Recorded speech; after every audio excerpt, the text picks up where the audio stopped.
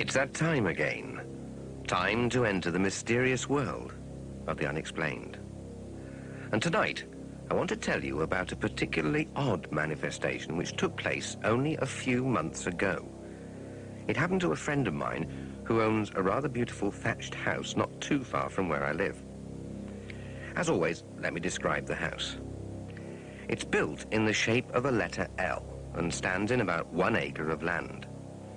It's everything you would imagine a country cottage to be, but on a much larger scale. There are small gables over every upstairs window and a lovely rose-covered porch in the front. As a house, it is quite frankly a dream. But the feature which sets it apart from other houses is that it is thatched in the old-fashioned style. The house was originally a typical two-up, two-down country cottage, but over the 300 years that it's been built, it's been added to and extended until it is what you see today.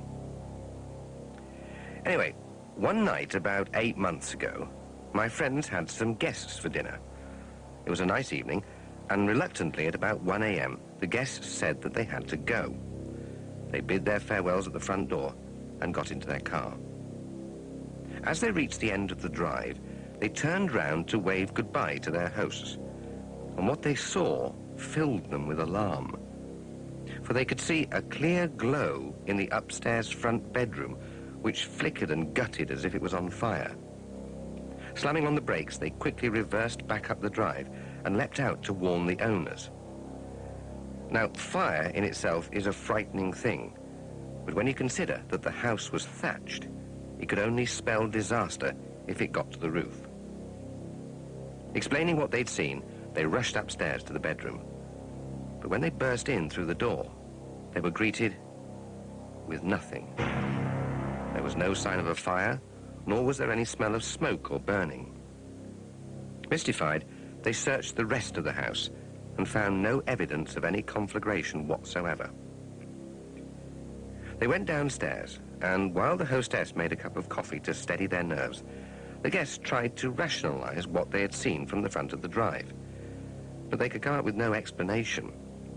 There were no lights in the house which could have cast such a glow, nor was there a street lamp of any kind.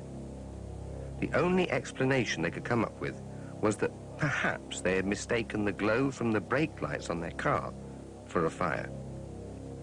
Satisfied that this must be the reason for what they'd seen, they drank their coffee and had a good laugh about their mistake. And then, apologizing for causing such worry, they once again bid their hosts farewell and went home. Just to make sure, when they reached the bottom of the drive again, they looked back at the house, but this time there was no mysterious red glow. The incident was forgotten by my friends, until, that is, they had friends round for a few drinks about 3 weeks later. The evening went well, and in the course of the conversation, the strange glow was mentioned. They had a good laugh about how easily it is to be fooled by a simple thing like the reflection of brake lights, and soon the time came round for their guests to go home. As they reached the end of the drive, they also looked round to wave goodbye, and they saw the whole top floor of the house bathed in a red glow, just as if the house was on fire. The flickering light seemed to not only illuminate the rooms on the top floor, it was also visible through the thatch on the roof. Just below the surface, the frightening, guttering glow seemed to be about to break out and engulf the whole of the thatch. Remembering their conversation during the evening, the man released his brake lights, but the glow was still as visible as before. As with the people of 3 weeks before, they reversed up the drive and breathlessly told their hosts that this time there was definitely a fire upstairs and to call the fire brigade. Naturally, the host ran upstairs, but once again, there was nothing. There was not even the slightest indication of a fire. No smoke, no flames, not even a red glow. By now, my friend was thoroughly bewildered, and, to be honest, not a little apprehensive. Something was happening which neither he nor his wife could understand. It's not as if they were scared. It was just that the strange events were unexplainable in normal terms, and this offended their orderly minds. As luck would have it, a week or so later, my wife and I were invited to supper one Friday evening. We had a lovely time, and for once I wasn't driving, so I was able to sample some of my friends' fine wines. As you would expect, the conversation turned to the strange events of the past few weeks and the red glow like fire which had been seen. For some reason, I felt uneasy when I was told the story, but I couldn't put my finger on exactly why I should feel that way. Anyway, about 1 a.m., we took our leave and went home. And, like our predecessors, as we got to the end of the drive, we looked back to see if we could see the red glow. There wasn't one. But I was sure that even though it was a dark night, I could see a definite black shape hanging over the house, like a cloud of thick smoke. It was darker than the night sky and seemed to obscure the stars in places. I didn't say anything, but I decided to investigate the history of the house.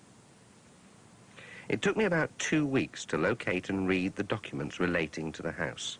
It was so old that it had featured in the local history almost since it had been built in 1783. I contacted the local history society for further information, and they were able to supply me with a full breakdown of the owners since 1783. What I found out filled me with dread, because according to the records, the house had been burnt down 3 times in its history. The first time was in 1790, when the whole family had perished in the flames, a father, mother, and 3 small children. The second time was in 1834, when an elderly lady had died from the smoke. And the third time was in 1890, when again the whole family had suffocated when the thatch on the house had burst into flames one night and destroyed the top floor of the house whilst the family were asleep. I looked through the information again and again. Psychic alarm bells were jangling in my mind. I was certain that there was something I had missed which was staring me in the face. I just couldn't see it. I went to bed that night, but I was unable to sleep properly. I had a vivid dream in which I saw my friend's house going up in smoke. So the next night, I decided to go over to see them and tell them of my fears. They'd long known of my interest and experience in the paranormal, so it would come as no surprise to them if I turned up with what might at first sight seem a fantastic tale. As I approached the house, I was certain I could see the pall of black smoke hanging over the house again, the same one that I'd seen the night we'd been round for supper. And as I approached the front of the house, my worst fears were confirmed. For the whole of the top of the house was gone, burnt to a cinder. I jumped from my car and rushed up to the house to be greeted by my friend. And he told me that the previous night he'd been settling down to go to sleep when he had smelled smoke. Thinking it must be a further manifestation of the strange experiences his friends had had, he idly got out of bed and went onto the landing to be greeted by flames pouring down from the thatch, which was ablaze from end to end. He and his family had escaped, but the whole of the top of the house was gutted. I sympathized with him on his loss and told him of my dream of the night before. After a while, I returned home and again looked through the documents and information I had on the house. And then it struck me. Each time the house had burnt down was the same date. June the 6th, 1790, June the 6th, 1834, and June the 6th, 1890. Automatically, I looked at the calendar in my office and saw that the date was June the 7th. The house had burned down on the night before, June the 6th.